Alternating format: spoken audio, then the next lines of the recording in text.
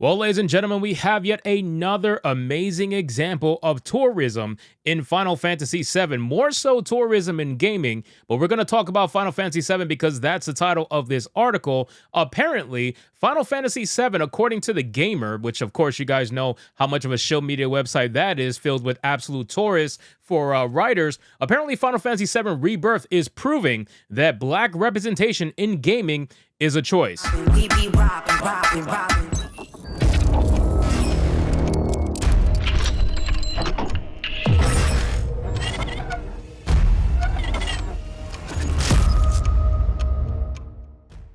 Now, you're probably looking at this and wondering, what the hell could you possibly mean by this? Well, this article was written by Gerald Levy, which, I mean, looking at his picture, you can pretty much tell that this guy has probably been a victim for life, thinking that everything wrong in his life has to do with race. And he's apparently, according to his profile anyway, he likes to write for games media, focusing on industry diversity, and loves dissecting video game narratives. So his entire shtick is talking about diversity, ladies and gentlemen. So he was probably hired for The Gamer to check off a box. But ultimately, according to this man, black people in JRPGs just don't exist. I mean, all the multitude of black characters that have existed in JRPGs apparently don't exist because Gerald Levy says that they don't. So let's get into this article, guys, from The Gamer. But of course, before we do, if you are new here, just consider hitting that subscribe button. I would greatly appreciate it, and like the video to push us out into the YouTube algorithm. So it has a sub-headline that reads, Final Fantasy VII Rebirth steers inclusion in the right direction by providing black diversity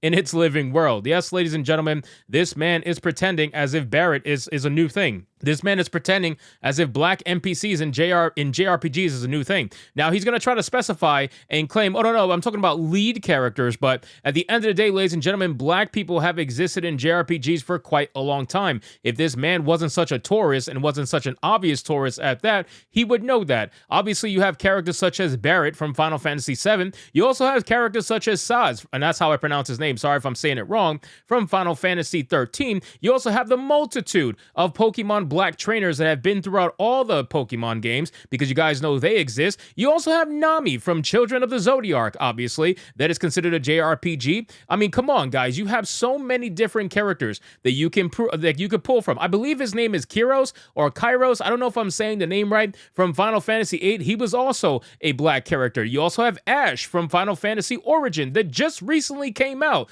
That is also a black character. I mean, you have Shizel from Tales of Eternia.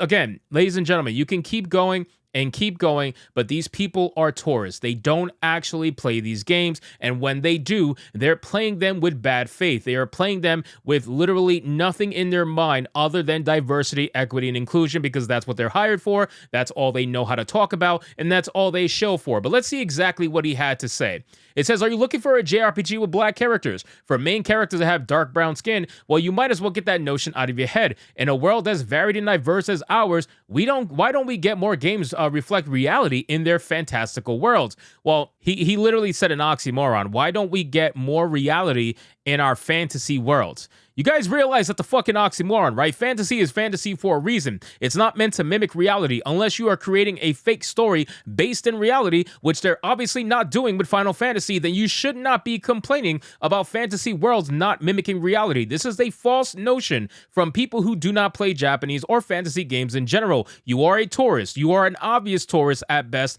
and you need to stop this bullshit of trying to pretend as if you're actually a fan of any of this stuff, because you are so easily seen through. It says, while this approach to game design is still common in the genre, some JRPGs are making the scene more inclusive. That's because they have to, because some of them have been bought out by BlackRock. It says, without getting into arguments with people who don't know the difference between race and ethnicity, which apparently you don't know the difference between fantasy and reality, you dumb fuck, there's a constant argument that, when summed up, basically states that JRPGs don't include black people because they aren't prevalent in Japan. However, games such as Final Fantasy VII Rebirth prove that that argument is nonsense. Of course, there's more to it, including unconscious bias, concerns about sales, and general backlash for black characters leading games. Again, this man is living in a constant state of victimhood. If you think that there is massive amounts of backlash from having black characters lead games, then you are clearly very retarded, which you must be if you work for the gamer. Let me guess, ladies and gentlemen, this man is going to say the backlash about black characters leading games is going to somehow be subsidized by this story about Forspoken.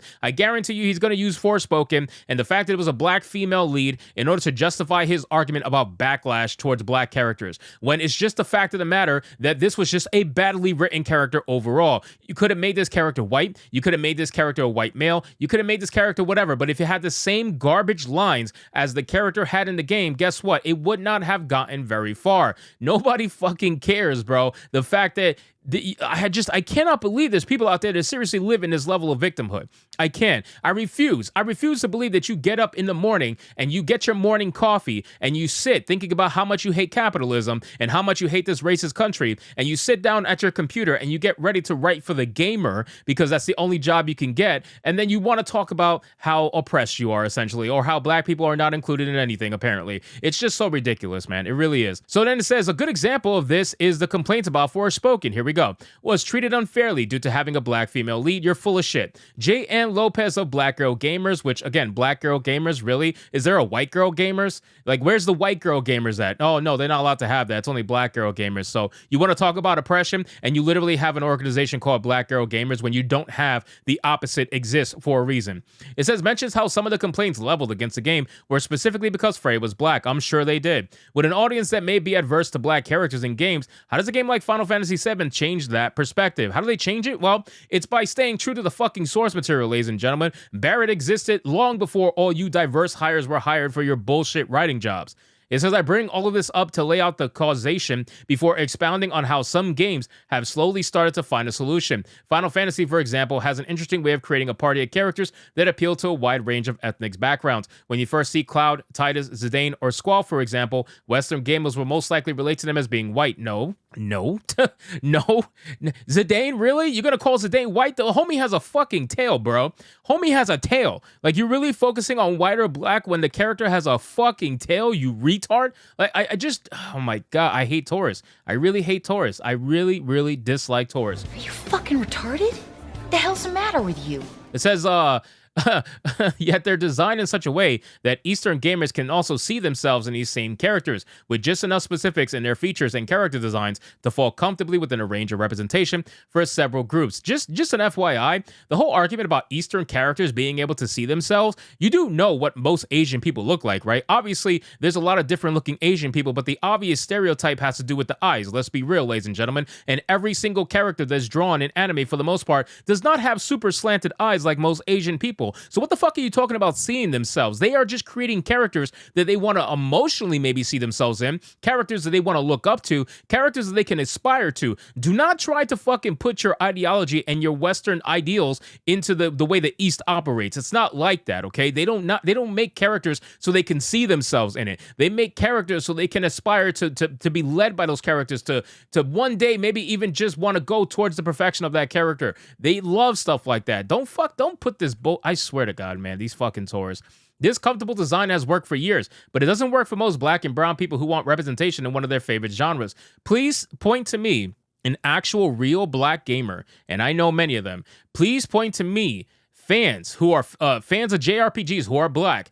Name one of them who is a prominent gamer that actually wants to see black representation in the game first before anything else. Please name one, because I can't think of any single actual black gamer out there that is focused on representation over the story first, right? I can't think of one. I literally can't. Aside from this fake Taurus, I can't think of one. It says, of course, there are outliers such as Fran in Final Fantasy XII and Barrett in Final Fantasy VII and Awakening that was actually an option for black characters to be in JRPGs, but recent years have provided games that deserve praise for going the extra mile when it comes to representation and inclusion of black characters. So again, ladies and gentlemen, I'm not going to read much more of this guy's article because honestly, he's a fucking Taurus. It is complete trash. You know that he's coming from a victim mindset. This is the kind of guy who will literally walk into some sort of supermarket, and if he's denied any kind of service whatsoever, it's because he's black. If anything wrong goes on in his life, it's because he's black. If he's not successful in life, it's because he's black. Everything in his life is because he's black. And guess what? You are a retard not because you're black. So anyway, guys, thank you so much for watching this video. I hope you did enjoy it. If you did, consider leaving me a subscribe. I would greatly appreciate it. Don't forget to like the video, comment, let me know what you thought, and I'll see you guys on the next one. Hypnotic out. Robbing. You think it's a game, but really it's not.